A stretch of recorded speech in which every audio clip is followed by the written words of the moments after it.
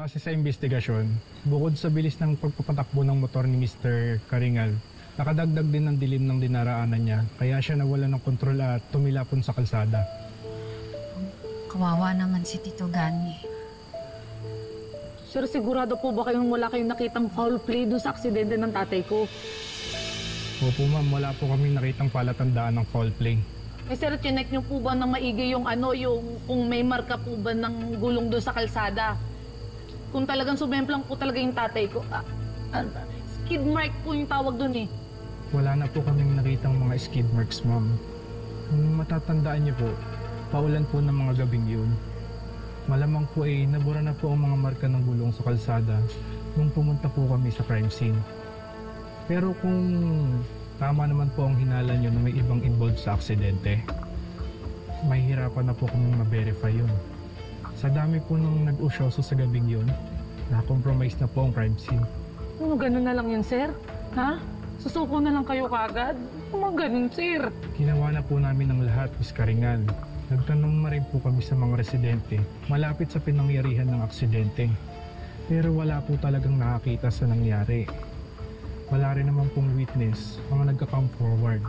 Sir naman, baka naman may ibang paliwanag na pwede pang lumabas na sa investigasyon nyo. Sir naman, tuloy nyo naman yung investigasyon, sir. Paano kaming pamilya niya, di ba? Ma'am, naiintindihan po namin na frustration nyo. Pero kayo na po ang nagsabi na mahal po siya ng mga taga rito sa Daraitan. Kaya po, malabong may magsadya na manakit sa kanya. Kaya po, aksidente lang po nangyari. Kino-considered na po namin close ang investigasyon na po. Sa akin ka makinig, sir. Imposible po kasi talagang maaksidente yung tatay ko. Sobrang ingat po na magmaneho. Naiintindihan niyo po ba ako?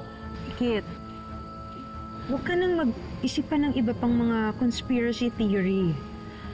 Alam kong mahirap paniwalaan. And to be honest, even ako, hindi ko pa rin tanggap na wala na ang asawa ko, yung tatay mo. But we just have to respect kung anong lumabas sa investigasyon. Sir, naniniwala ho ako talagang may taong involved dito. Kaya sige na, ituloy niyo po yung investigasyon. Sir, parang awa niyo naman na hanapin niyo po yung taong nanakit sa tatay ko. Di ba ganun naman po talaga? Kapag merong kasalanan, kailangan managot sa batas, sir. Nakikiusap po ako sa inyo, sir. Sir, tuloy niyo po yung investigasyon. Parang awa niyo na po. Please po, tuloy niyo po yung investigasyon.